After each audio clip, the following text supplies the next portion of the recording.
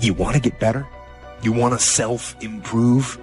Stop looking for a shortcut and find your guts and your passion and your drive and find your will. With the feeling of running out of time comes pressure, anxiety, fear. Some people try to snuff out everybody around them who's becoming what you wish you were. Envy and jealousy, depression and eating disorders, and all come to help us cope with all of these issues where we are not progressing as well as we thought because we are running out of time. You cannot expect yourself to feel good about your day when you're including negative and dysfunctional people in your day. So what their childhood friends? So what their family? We have a responsibility to walk in the direction of peace. I want to enjoy myself.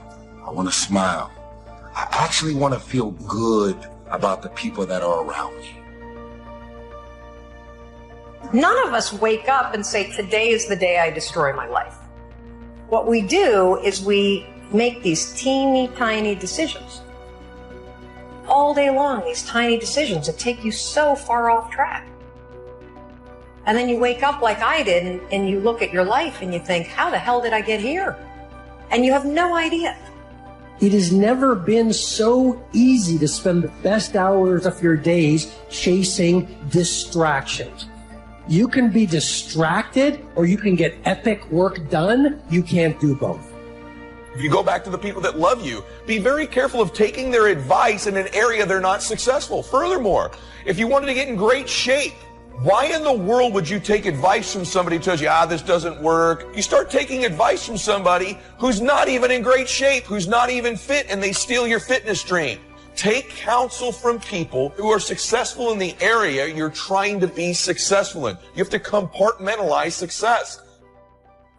Watch out with the relationships you have. What kind of person are you becoming because of the relationships that you have right now? Do those people contribute to you? Do they help you grow and develop yourself? What kind of person are you becoming? People can affect us. Our peers can affect us. Our environment can affect us. Just working consciously to overcome the poverty consciousness that I was raised in. The feeling constantly of saying, Les Brown, you deserve this. It's not too good to be true. It's true because you've earned it. The old-fashioned way. You have worked for it. A lot of moods flying around. A lot of emotions. A lot of anger. So feeling safe and feeling secure is very important to me, and I think it's very important to every single person. I think that God created us to feel safe, secure, confident, and bold. That's what's in your spiritual DNA. Are you carrying weights that had nothing to do with you, that were completely out of your control? Are you being victimized by you? Come on, you don't have to radically do something. You can gain momentum and make changes as you go. Just start. It doesn't take much for you to feel good about yourself. Just commit it to a new direction and you feel good. Self-esteem starts to accelerate.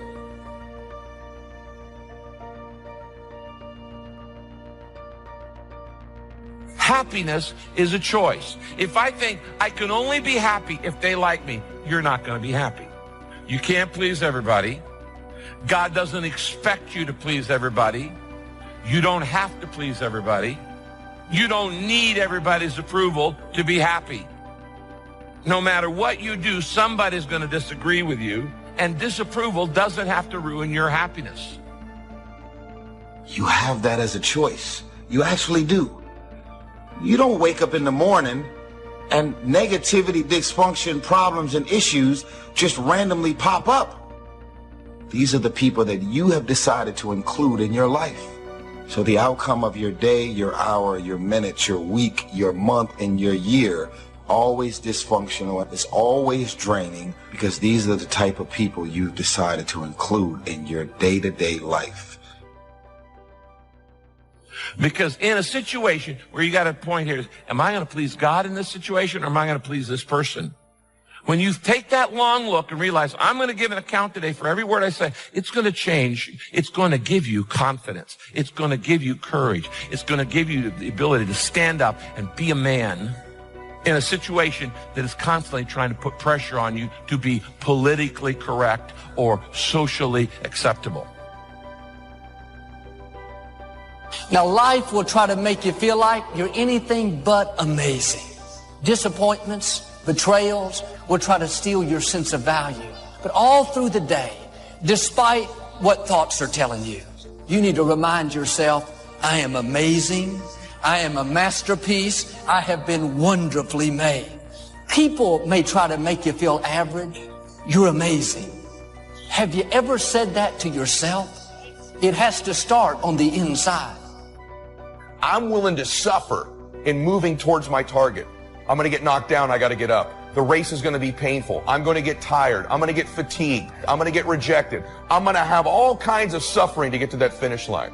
And I'm willing to accept that suffering in order to win. And you need to accept the suffering as well.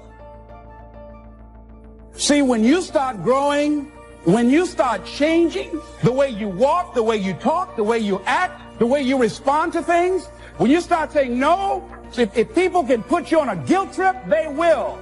And use you and abuse you over and over and over again. You got to draw the line. Don't go through life feeling like you're powerless. Victims are people that are powerless. You're not powerless. You are powerful. And an apple a day, committed to finally having a health program that'll make you the healthiest you've ever been in the next 20 years. All you got to do is munch on that first apple. But you munch on that first apple and say, this is the beginning of developing a health program that's going to make me so healthy I'll have the vitality to do whatever I want to do for the next 30 years of my life. You don't need some dramatic vision. Just begin something. That's how easy it is to change your life. You just get back on a better track. It's a small journey to changing direction. I wonder what your life would look like if you went back to your moments of rejection, and rather than cry, get angry, you analyze those moments and reframe them as protection or projection. I wonder if you'd find keys that would unlock new paths in life that are far beyond what you can think or imagine. I wonder if buried beneath your pain and unfortunate circumstances is treasure that you can cash in. Don't give away your power. You don't need their approval. You don't need their encouragement. They don't have to validate you. It's good when it happens, but if you're depending on it to feel secure, then if they don't do it, you're going to feel inferior. Don't put your identity, your value into somebody else's hands. Somebody that loves you very much, they cannot keep you approved, validated, feeling secure. Even good people can't give you everything you need. Are you going to go through the type of suffering that gets you closer to your dream, or the suffering that moves you further away? It's the unnecessary suffering that these haters put you through that isn't fair to you. It's the suffering of emotion you feel. It's the suffering of fear you feel, of wanting to please everybody. This is what I'd call false suffering. Suffering with no finish line. That's not who you are. That's just a perverted use of your power that you aren't satisfied with. And you've got the power to change that. Wherever you are, how, I don't know. But I know you've got the power to do that. It really doesn't matter what has happened to you. See, the only thing that really matters is, what are you going to do about it? That's all that matters. That's all that matters. Because now you start to realize all of these years, and I still have not attained what I really wanted to attain in my life.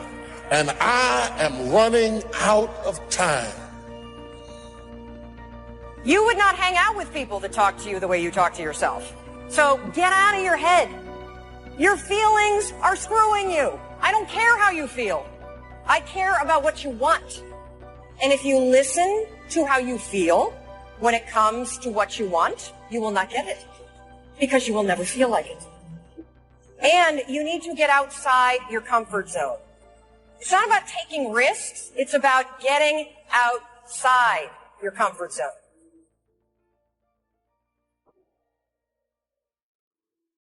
Meditation won't get you there. Getting better isn't a hack or a trick or a one change that you need to make. Getting better is a campaign. It's a daily, a weekly, it's an hourly fight. An incessant fight that doesn't stop against weakness and against temptation and against laziness. It's a campaign of discipline. It's waking up early and going to bed late and grinding out every second in between.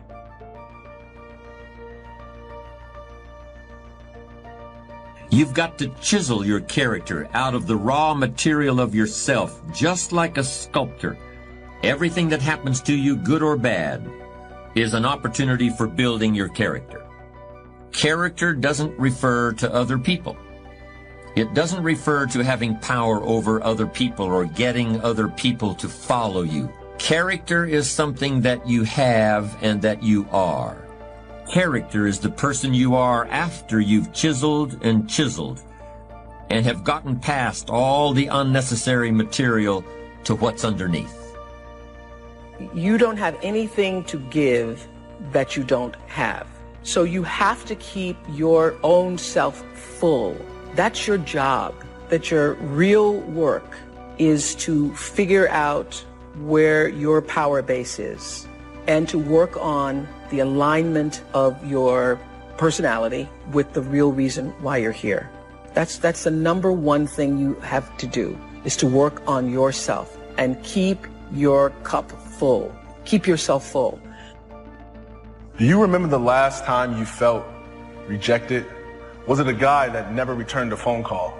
Or maybe it was someone in your life who never thought you were good enough, no matter what you did to try to impress them. We all know rejection hurts. It makes us feel like we're not good enough. It causes us to question ourselves and doubt our future. I submit to you that rejection isn't something we should be afraid of. And it sure isn't something that should make us get discouraged, depressed, or work unhealthy amounts of hours just to prove to the world that we are somebody worth loving and paying attention to.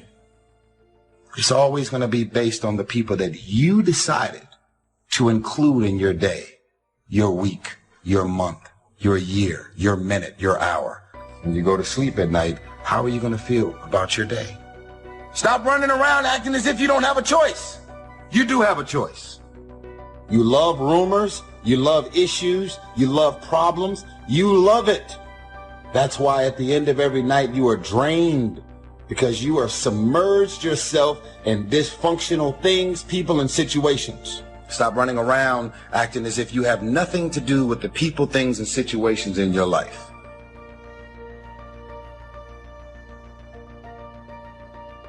Some people are better takers than givers. If you're gonna draw, give on the level that you draw from. Because little by little, that depletion just happened. It is a gradual decline until all of a sudden it feels like people have gotten tired of you. They've not gotten tired of you. They've gotten tired of carrying something that's not giving back on the level that it's taking. People of character are usually well loved by everyone around them, because character is what's left after charisma is gone. Character is the result of hundreds and hundreds of choices you may make that gradually turn who you are at any given moment into who you want to be. It's something you weren't born with, and that you must take responsibility for making. Whatever it is that you want in life, it matters. And I wish we lived in a world where people decided to elevate each other instead of knock each other down. I wish that people made a habit out of lifting each other up instead of telling people to stay down. Like, life is too short. Life is too small of a window for all of us to sit there and just tell everybody that we can't. Do you know how powerful it is when someone tells you that you can? When someone believes in you because of who you are and what you're capable of and because you matter.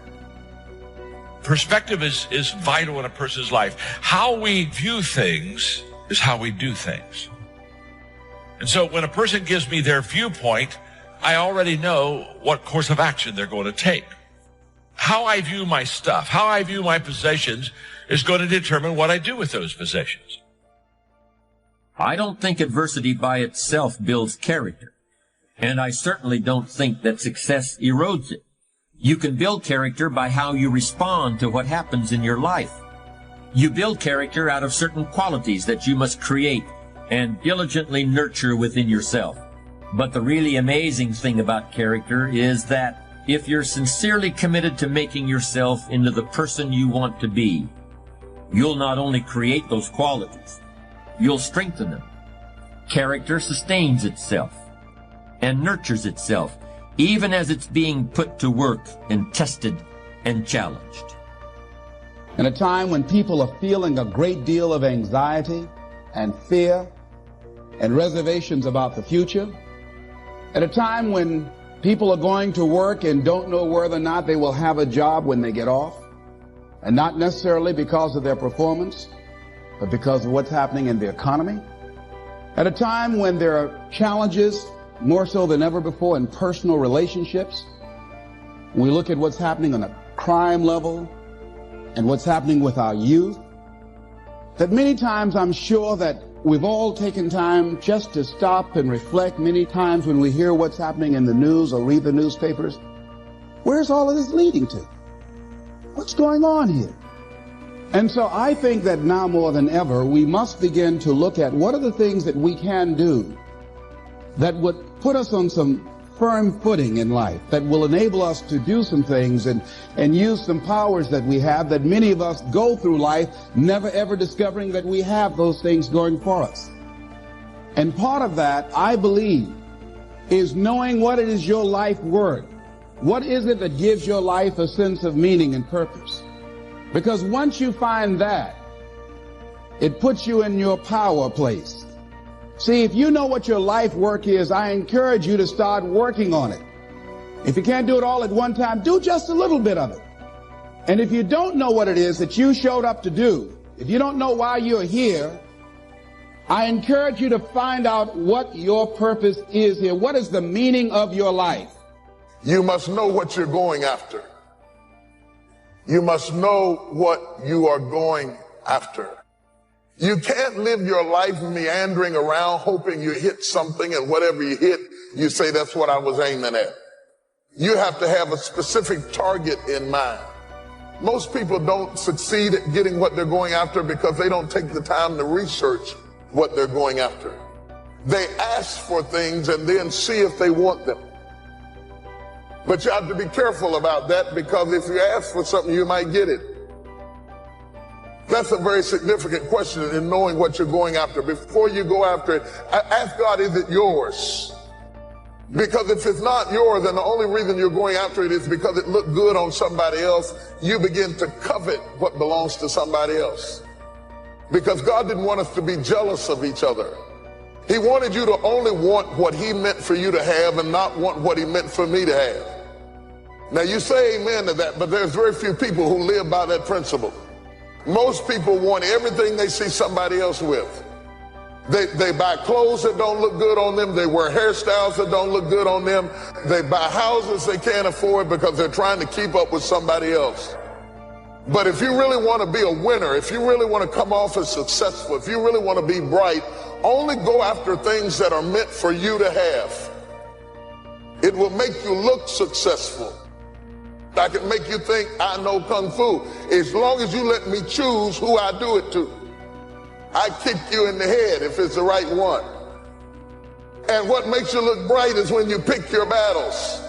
There are some things that you don't fight because that's not your fight.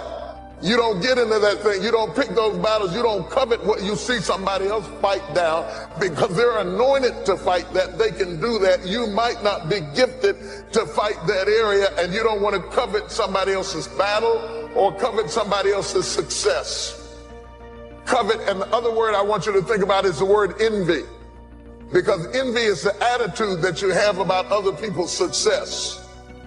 When you become envious of other people's success, you fail to become everything that God would have you to be. And the quickest way to stop being envious of other people's success is to know that God has something for you, that everything in your life is preparing you for that thing, that there are in your life defining moments. This is a critical issue. Moments that if you handle properly, they are pivotal points that change your life for a lifetime. It is at these moments that if you know what you're going after, everything that you went through before is justified in preparing you for these defining moments.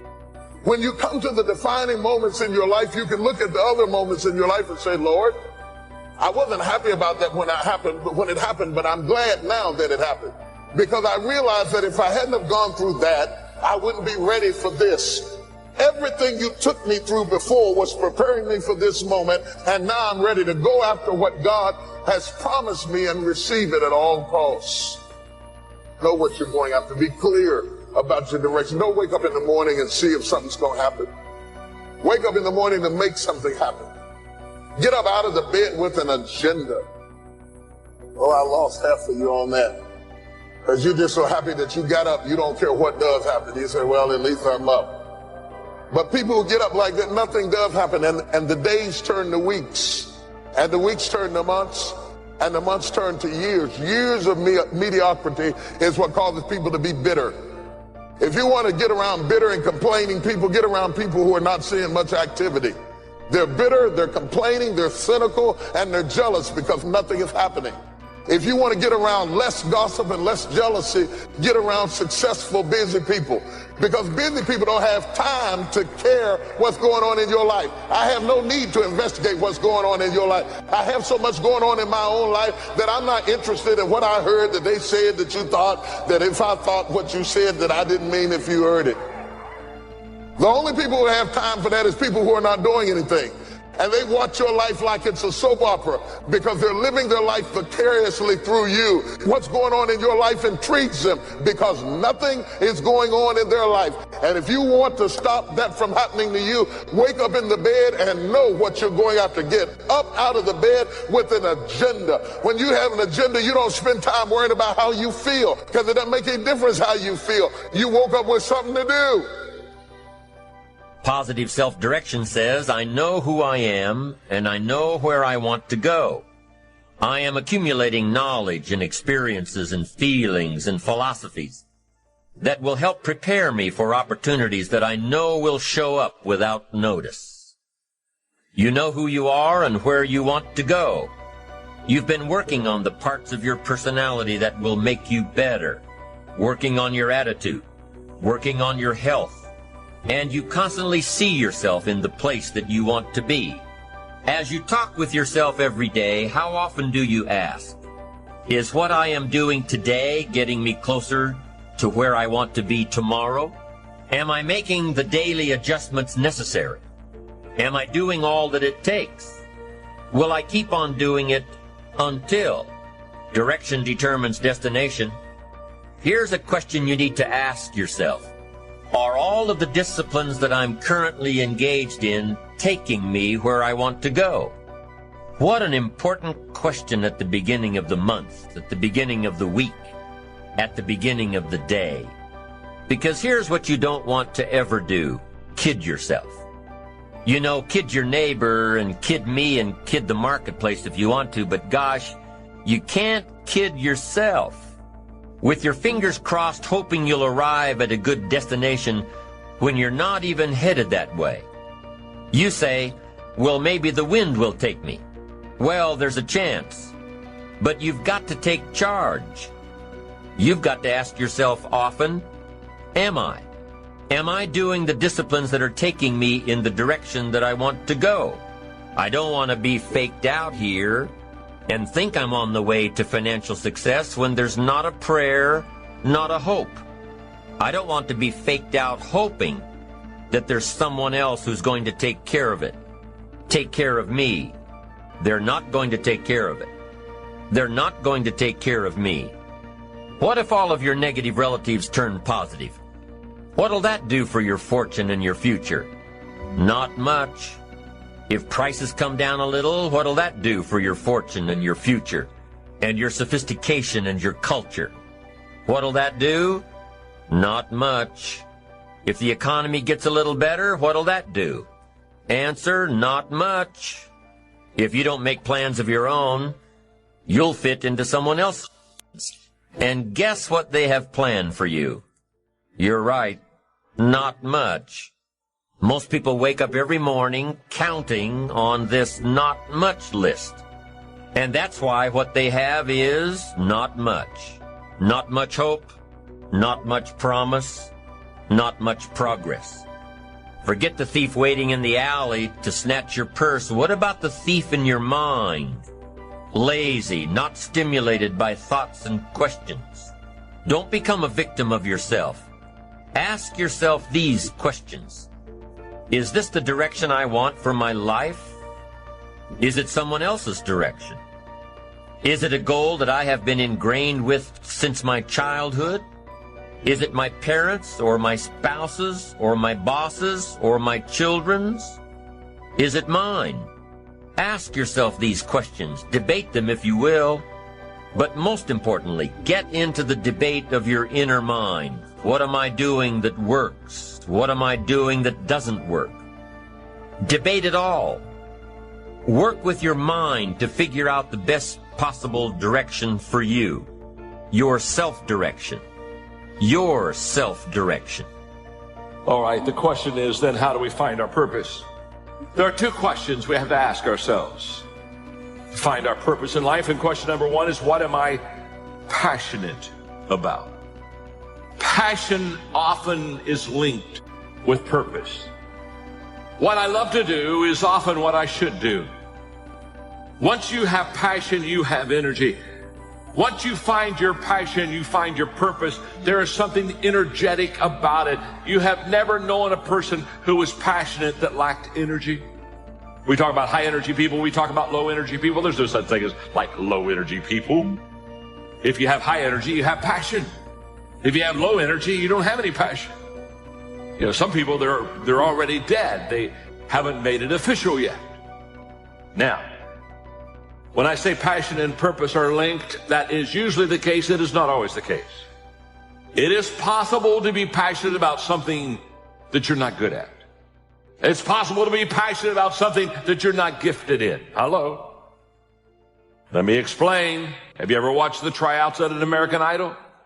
Woo! They are passionately bad. Every time I see something, I always have a question.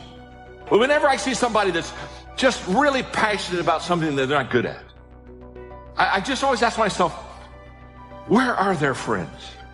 Don't you think you should just sit down at the table and say, my name is John, I'm your friend, I just want you to know, you can't sing. So it's possible to be passionate about something that you're not good at. But I know this, if you're passionate, that it will increase your energy. And the second thing that I've discovered about passion is it sets us above the crowd. A person with passion always stands out. The world is so full of apathy. It's so full of average. It's so full of whatever. That once you have passion and once you have a sense of energy in your life, it just sets you apart. It distinguishes you. It already gives you what I would call a head start in success in life.